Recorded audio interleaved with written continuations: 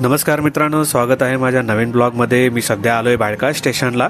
मला जायचं आहे राणीबागेला। यासाठी सर्वात पहिला तुम्हाला सेंट्रल रेल्वेनी CST ट्रेन पकडून बाळका स्टेशनला यायचं आहे। बाळका स्टेशनवरून पूर्वेला जायचं आहे। 5 मिनिटाच्या अंतरावर ही बाग आहे। 1861 मध्ये ही बाग ओपन झाली होती। ब्रिटिशांच्या काळात या बागेचं नाव व्हिक्टोरिया गार्डन्स असं पडलं होतं। त्याच नावावरून त्याचं मराठीत रूपांतर राणीची बाग असं पडलं आहे। इथे तिकीट्स काउंटर आहे, तिथून तुम्ही आपले तिकीट्स घेऊ शकता। इथे येण्यासाठी मोठ्यांसाठी 50 रुपये प्रति व्यक्ती तिकीट्स घेतली जाते। हा एंट्री गेट आहे, इथून आपल्याला आत जायचं आहे। चला तर मग सुरू करूया। मी तुम्हाला संपूर्ण राणीबागेची जर्नी दाखवणार आहे। आपल्यासोबत राहा।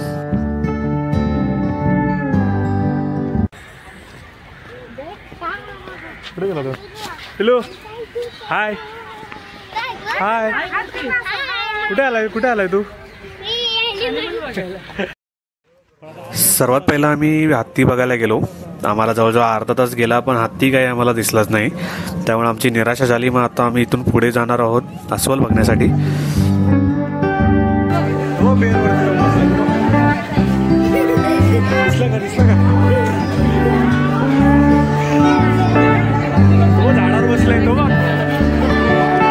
बराच वेळ झाला अस्वल मामा झाडावर जाऊन बसले होते। जवळजवळ 2 तासाने आम्हाला ते खाली आल्यानंतर दिसले।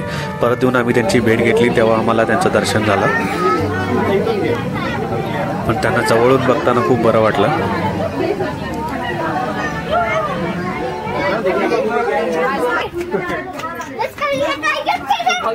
काय देतो, दाखवतो इकडे नाही, इकडे ओ टायगर इकडे चल, इकडे तू इकडे चल।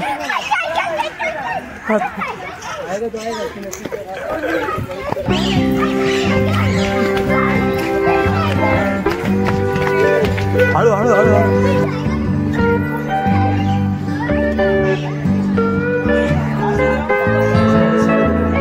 नंतर मी आपल्या भारताचा राष्ट्रीय प्राणी वाघ याला बघण्यासाठी गेलो होतो। इतक्या समोरून बघताना त्याला एक वेगळीच फिलिंग होती।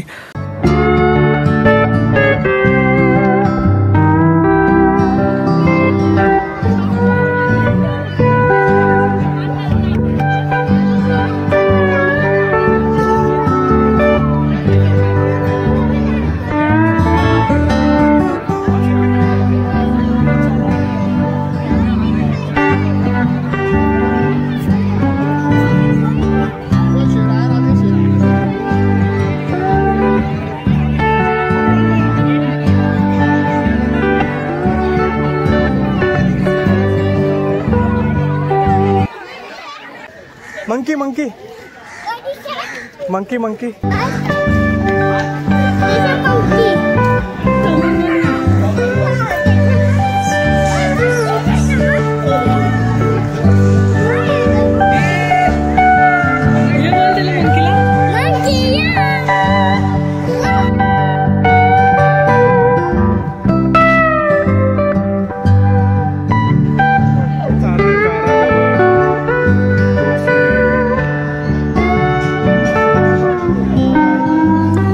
आम्ही पानगेंडा बघितला आणि पानगेंड्याच्या बाजूलाच एक खाण्यासाठी मस्त कॅफे बनवला आहे। इथे तुम्हाला खायला वगैरे प्यायला भेटून जाईल, कारण पाण्याची बॉटल आतमध्ये घेऊन जायला अलाउ नाही आहे।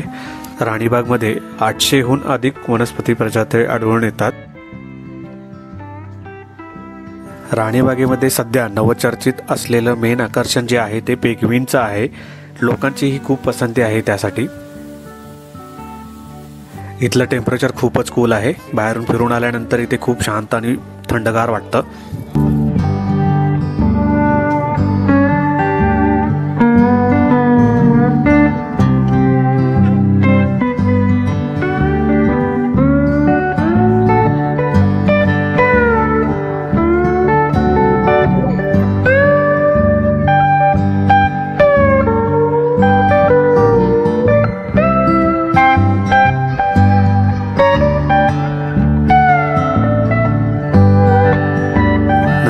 पक्षी बघायला गेलो। इथे वेगवेगळ्या प्रकारचे आणि भिन्न आकाराचे पोपट आपल्याला दिसतात आणि एकाच वेळी इतके सारे पक्षी बघून तुम्हालाही खूप बरं वाटेल। वेगवेगळ्या प्रकाराचे वेगवेगळ्या जातीचे पक्षी दिसतात।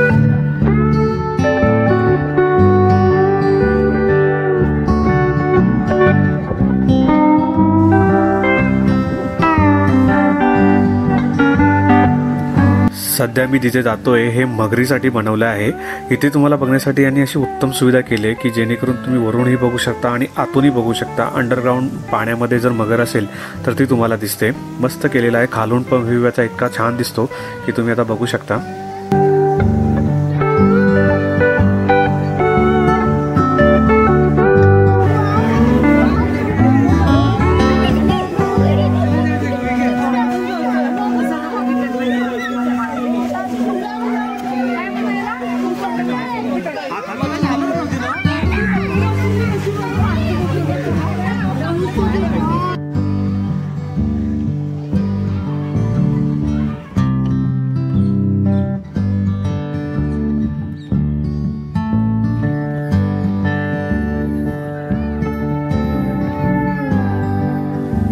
बागेच्या आतमध्ये आपल्या राजांची आणि वीरमाता जिजाबाई भोसले यांची एक प्रतिमा आहे.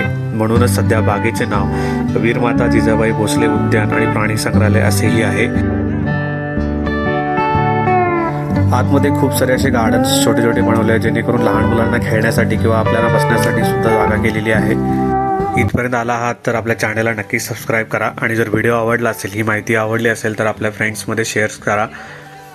आता भेटू एका लवकरच नवीन ठिकाणी. धन्यवाद मित्रांनो.